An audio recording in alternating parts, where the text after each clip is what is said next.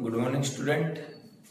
तो आज हम जो हमारा +1 के लिए फिजिकल एजुकेशन के अंदर हमारा टॉपिक चला हुआ है कि आसन, जो हमारा लेसन है, चैप्टर है हमारा 4 चैप्टर के अंदर हमारा योगा के अंदर हमारे आसन चले हुए कि जो हमारे आसन है वो कौन से हैं।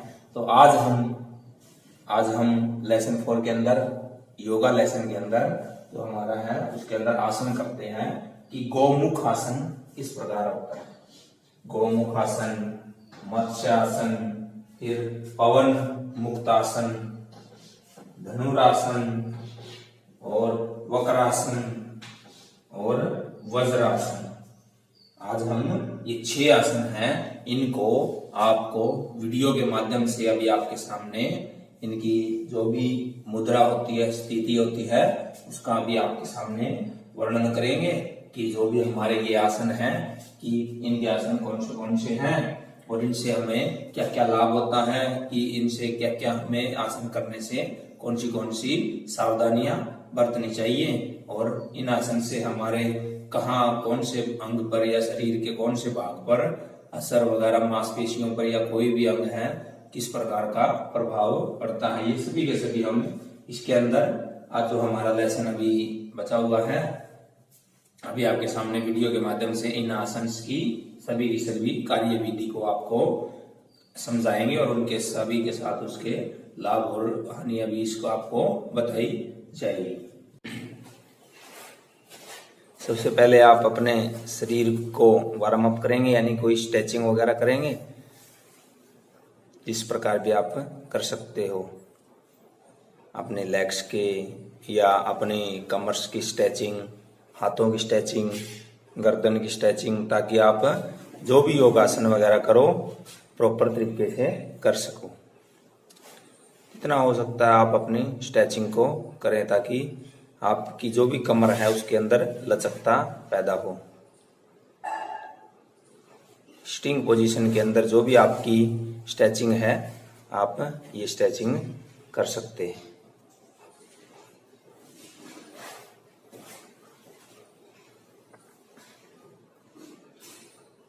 ये पश्चिमोत्तानासन में है और स्ट्रेचिंग के अंदर भी आता है।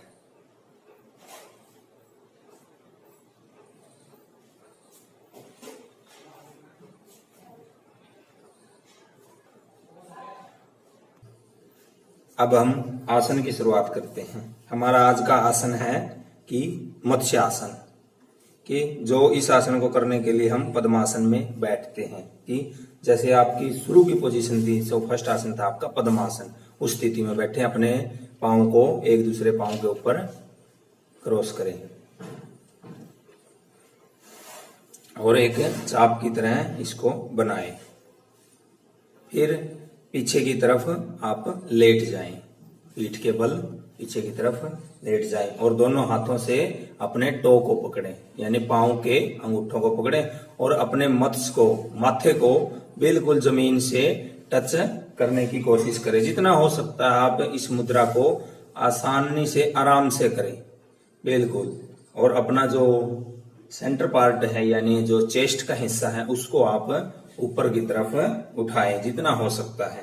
और जो हमारे घुटने हैं बिल्कुल स्ट्रेट होने चाहिए। इससे जो हमारी कमर दर्द है, घुटने के दर्द है, ये सभी के सभी इसके उपचार में लाभदायक होता है यह आसन। जो हमारे आंखों के दोष हैं वह भी इस आसन से दूर होते हैं।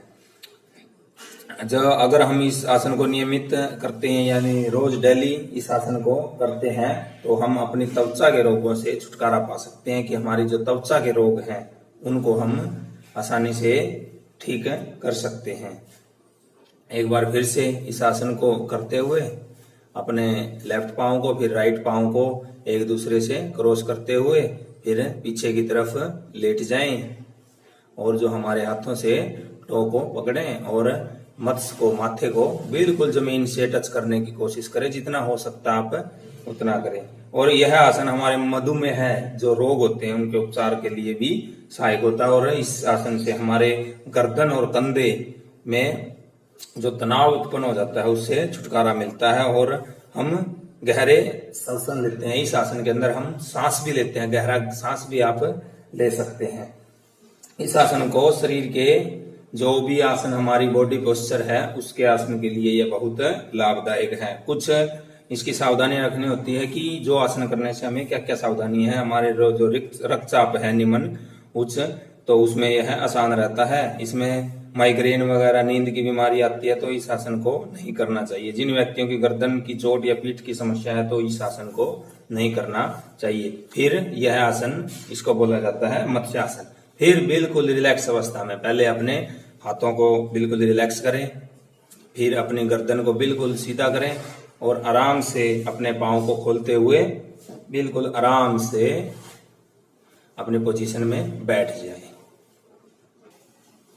हमारा नेक्स्ट आसन आता है गोमुख आसन की। एक गौ का मुख होता है, गौ माता का मुख होता है, उसकी तरह हम अपना जो नेक्स्ट आसन है उसकी स्थिति बनाएंगे। सबसे पहले हम अपने पांव को सामने की तरफ फैलाकर बैठ जाएंगे। फिर अपने घुटने को मोड़ते हुए एक घुटने को दूसरे घुटने के ऊपर से क्रॉस करेंगे।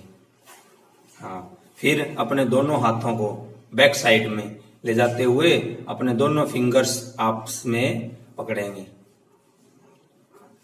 हाँ, कोशिश करिए। हाँ बिल्कुल, और सामने की तरफ देखिए।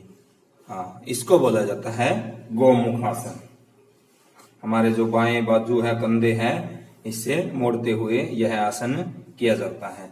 जो यह आसन करने से हमारे पांव की मांसपेशियां हैं वह शक्तिशाली और लचीली बनती है, क्योंकि ये ज्यादा हमारी मांसपेशियों पर आधारित है। हमारे जो कंधे के जोड़ हैं वह भी इस आसन से मजबूत हो जाते हैं। और अब हम साइड से इसको करके दिखाएंगे, लेफ्ट या राइट साइड से, आप जिस प्रकार से भी कर सकते हैं ताकि आपको दोनों आसन बिल्कुल अच्छे तरीके से दिखे। पहले आप अपने लेफ्ट पांव को मोड़ेंगे, फिर राइट पांव को ऊपर एक उससे क्रॉस करते हुए और अपने हाथ को टच करेंगे और बिल्कुल हमारी जो कोहनी है, एल्बो जिसको बोलते हैं, बिल्कुल स्ट्रेट होनी चाहिए और सामने की तरफ देखिए। यह आसन हमारे फेफड़ों के कार्यों में सुधार करता है। इस आसन को हम अगर नियमित करते हैं तो हमारी साइटिका के उपचार में सहायक है, कि जो हमारी साइटिका के रोग हैं वो इससे उपचार में सहायक हो जाती है। यह आसन करने से हमारे गुर्दों में उत्तेजकता आती है, एकदम से जो कार्य करते हैं हमारे गुर्दे उनके अंदर सुधार होता है।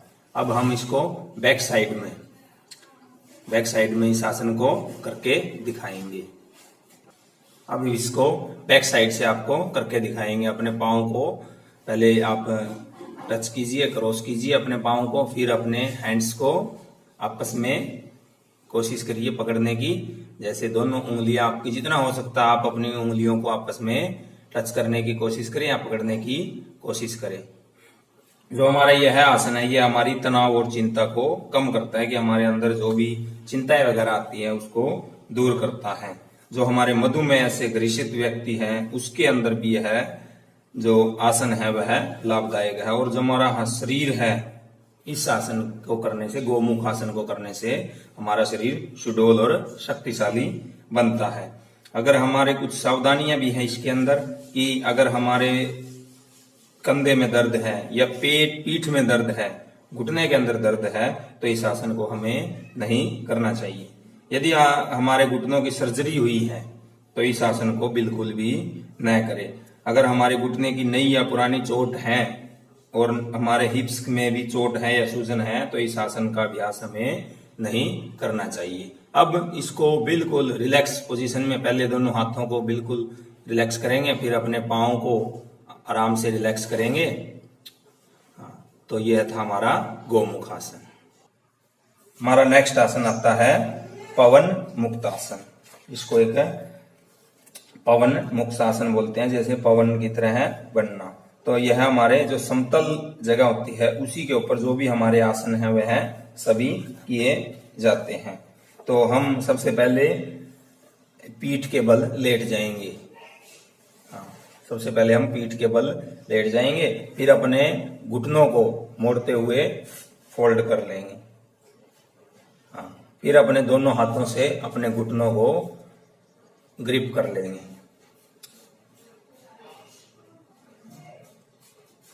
फिर हम इसके बाद में अपने मुंह से अपने घुटने को टच करने की कोशिश करेंगे। यह होता है पवन मुक्तासन। इसको बोला जाता है पवन मुक्तासन। यह हमें 3 बार या कुछ और बार भी हम इस आसन को कर सकते हैं और हमारे अंदर श्वास भरते हैं और छोड़ते हैं। यह आसन हमारी जो पीठ के निचले भाग में तनाव हो जाता है, टेंशन हो जाती है, उसको कम करता है। इस आसन से हमारी रक्त प्रवाह है कि जो ब्लड सर्कुलेशन है यानी उसको बढ़ाता है। जो हमारी जांग है, नितंब है कि जो भी वसा होती है उसके अंदर, उसको कम करता है। और यह हमें हमारी जो आंतों की मालिश है उसमें भी, यह पाचन के जो संस्थान है उनके अंगों की मालिश भी करता है और गैस के निष्कासन में इसकी भी सहायता करता है। इसको करने से हमें कब्ज से छुटकारा मिलता है और हमारा जो मोटापा है पेट का या जो वसा है वो भी कम होती है।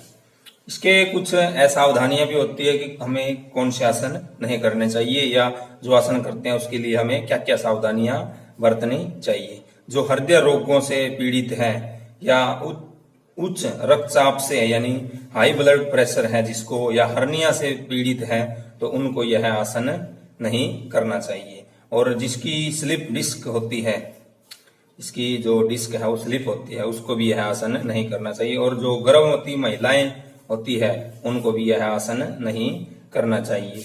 अगर हमारी अभी हाल ही में कोई सर्जरी हुई है तो इस आसन को न करें। अगर बवासीर से ग्रसित व्यक्ति है तो इस आसन से करने से हमें बचना चाहिए। इसको बोला जाता है पवन मुक्तासन। अपने जो मुंह को घुटनों से टच करें, अगर जितना हो सकता है आप उतनी कोशिश करें।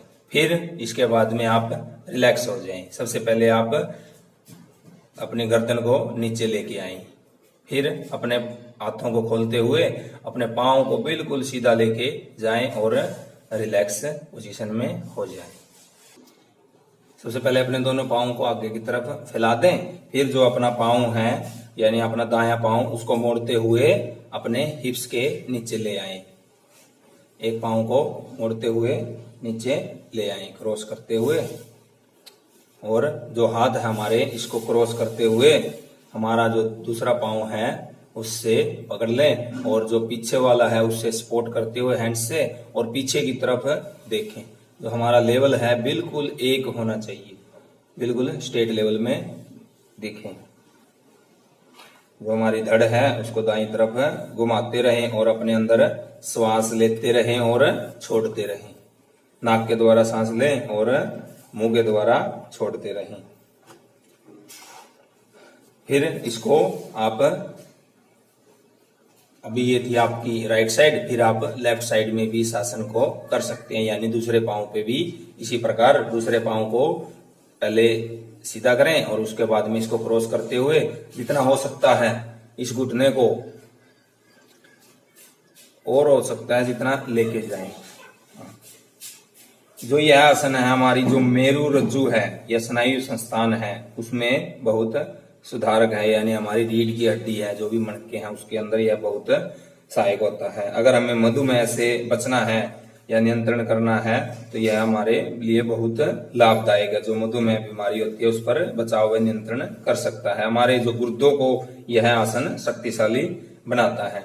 हमारे आसन यह करने से जो आसन है वह हमारे जो कंधे वगैरह है या पीठ दर्द है उसमें भी यह सहायक होता है। हमारी रीढ़ की अस्थियां हैं यानी हड्डियां हैं जो, उसमें भी यह मजबूत करता है यानी उसको शक्तिशाली बनाता है।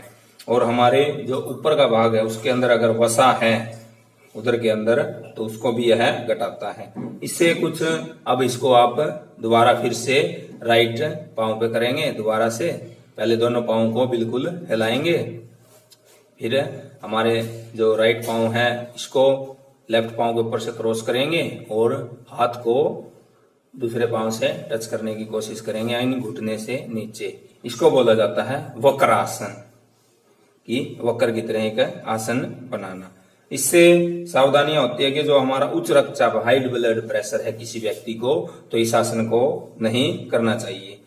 हमारे जो पीठ में अगर गंभीर चोट लगी हुई है तो यह आसन हमें नहीं करना चाहिए। और जो भी आसन है आपको करवाए गए हैं वो सभी के सभी आसन आपने खाली पेट या मॉर्निंग सेशन में या इवनिंग सेशन में, अगर आपने इवनिंग सेशन में करना है तो लगभग आपको 4 या 5 घंटे पहले भोजन कर लेना चाहिए, अगर ये सभी आसन आपने करने हैं। और सभी के सभी आसन आपने खाली पेट करने होते हैं ताकि आपको किसी भी प्रकार की दिक्कत न आए। फिर आप रिलैक्स हो जाएंगे। पहले अपने हाथ को उठाएंगे और फिर दोनों पांवों को बिल्कुल सीधा कर देंगे। नेक्स्ट आता है हमारे पास में, नेक्स्ट आसन है जो हमारा वज्रासन, जिसको आप एक धनात्मक आसन के नाम से भी बोल सकते हैं कि वज्रासन। उसके अंदर आप सबसे पहले अपने पांवों को सामने की तरफ हिला देंगे और उसके बाद में दोनों पांवों को आप एक एक करके फोल्ड करते जाएंगे। घुटने से आप इनको हाथों के सहायता से इसको फोल्ड करेंगे और अपने हिप्स के नीचे जो हमारी एडी वगैरह है या पंजे है उनको हिप्स के नीचे ले आएंगे और दोनों हाथ हमारे घुटने के ऊपर बिल्कुल स्ट्रेट हो जाएंगे। और जो हमारी बैक है यानी कमर है वो बिल्कुल स्ट्रेट और गर्दन बिल्कुल सामने। इसके अंदर क्या है, आप नाक के द्वारा सांस लेंगे और मुंह के द्वारा आराम आराम से रिलैक्स पोजीशन में छोड़ते जाएंगे सांस को और फिर बाद में फिर लेते जाएंगे। इसको बोला जाता है वज्रासन, जिसको एक ध्यानात्मक आसन भी बोलते हैं। ध्यानात्मक की ध्यान करना। और इस अब हम जो हमारा सांस है वगैरह है उसकी गहरी सांस लेंगे और धीमी करते जाएंगे, गहरी लेते जाएं और बिल्कुल छोड़ते जाएं। इससे हमारी जो एकाग्रता है उसके लिए बहुत महत्वपूर्ण है। जो हमारी पीठ है या चेस्ट है इसमें जो भी विकार है वह इस आसन से दूर होते हैं। जो हमारी श्रवण शक्ति है सुनने की, तो वह भी समझने की शक्ति है वह भी इस आसन को बढ़ाती है। स्त्रियों में जो रजोदर्म से संबंधित समस्याएं हैं यह आसन करने से दूर होती हैं। अगर इस आसन से नियमित अभ्यास करते हैं तो हमारी मानसिक तनाव है जो वो दूर हो जाते हैं और हमारी मांसपेशियां भी शक्तिशाली बनती है। जो हर्निया से रोग हो जाते हैं या बवासीर है उसमें भी यह आसन बहुत लाभदायक है। और हमारे जिस प्रकार का उठना बैठना या जो भी हमारी विकृतियां हैं आसन में वो भी इस आसन करने से दूर होती है। जो हमारी हिप्स की वसा है, अब रिलैक्स हो जाए एक बार, फिर इसको दोबारा से फिर आराम से रिलैक्स पोजीशन में होते हुए फिर इसको एक बार फिर आप इस आसन को करें। इसको बोला जाता है कि वज्रासन। अपने घुटने को मोड़ते हुए अपने हिप्स के नीचे लेके जाएं और दोनों हाथ अपने घुटने के ऊपर, और हमारे जो घुटने हैं वो बिल्कुल जमीन से सटे हुए होने चाहिए। हाँ, और बैक स्ट्रेट और हमारी गर्दन बिल्कुल सीधी, और अपने अंदर आराम से धीरे धीरे हवा भरें और छोड़ें। यह आसन करते रहें। जो हमारे नितिम या हिप्स है उसके अंदर जो वसा होती है यह आसन करने से कम हो जाती है, और जो हमारी कब्ज है उससे भी यह आसन छुटकारा दिलाने में सहायता करता है। और हमारी जो पाचन प्रक्रिया है यानी जो हम भोजन वगैरह कुछ भी चीज वगैरह खाते हैं उसको यह पचाने में भी यह आसन बिल्कुल सहायक है। और एक है कि जो ये आसन है वज्रासन, यह आप खाना खाने के बाद भी कर सकते हैं। एक ही आसन है जो वज्रासन बोला जाता है जो आप खाना खाने के तुरंत बाद कर सकते हैं। बाकी खाना खाने से पहले सभी आसन जो भी आपको करवाए गए हैं वह सभी के सभी खाना खाने से पहले करने चाहिए। इसके अंदर कुछ सावधानियां भी है कि यह हमें क्यों नहीं करना चाहिए। अगर किसी व्यक्ति को जोड़ों में दर्द है तो इस आसन को न करें, और हमारी व्यक्तियों को चलने फिरने में अगर कुछ कठिनाई है तो वज्रासन का पूरा अभ्यास करना चाहिए।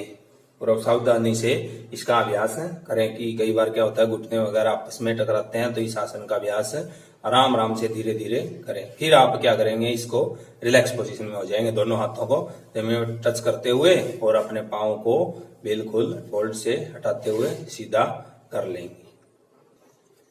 अब हम करते हैं, हमारा नेक्स्ट आसन आता है कि चक्रासन, धनुरासन। चक्रासन हम पहले कर चुके हैं कि धनुरासन, एक जो हमारी आकृति है एक धनुष की तरह बनाएं। सबसे पहले हम पेट के बल लेट जाएंगे।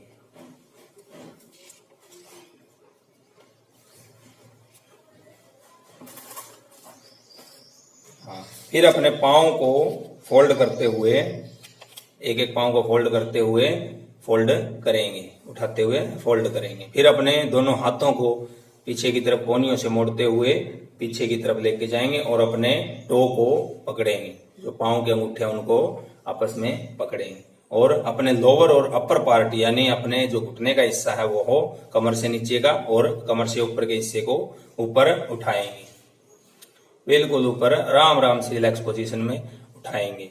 जितना हो सकता है आप इस आसन को करिए। इस आसन को बोला जाता है कि धनुरासन। जो हमारी एक आकृति है, शरीर की मुद्रा है, वह एक धनुष के समान दिखाई देती है।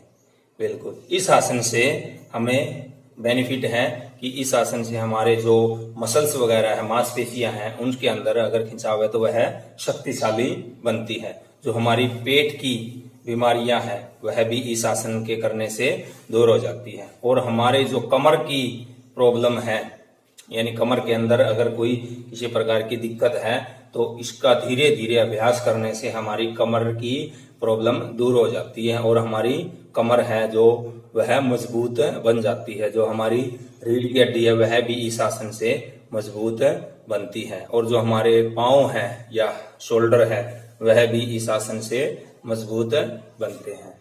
और हमारी जो भी कब्ज वगैरह की बीमारी है या मोटापा है, सबसे पहले तो बात है कि हमारे जो भी आज का व्यक्ति ग्रसित है वह, कई व्यक्ति सोचते हैं हम मोटापे से ग्रसित हैं और कई व्यक्ति पतले होते हैं, वो मोटा होना चाहते हैं। तो मोटापे के लिए यह आसन बहुत आवश्यक है। फिर दोबारा फिर से एक बार फिर आपको करके दिखाएंगे। दोनों पाँव को फोल्ड करेंगे घुटने से, फिर दोनों हाथों को आपस में फोल्ड करते हुए अपने घुटने को, जो हमारे पाँव के टो है, अंगूठे हैं, उनको पकड़ेंगे और सेंटर और लोअर पार्ट को ऊपर उठाएंगे। जो हमारा पूरा बॉडी वेट है वो सारा हमारा सीजी के ऊपर आ जाना चाहिए। अब इस आसन से रिलैक्स हो जाएंगे। सबसे पहले दोनों हाथों को छोड़ देंगे अंगूठों से और रिलैक्स हो जाएंगे। हाँ, फिर दोनों पाँव को सीधा लेके जाएंगे और आराम से रिलैक्स होकर बैठ जाएंगे।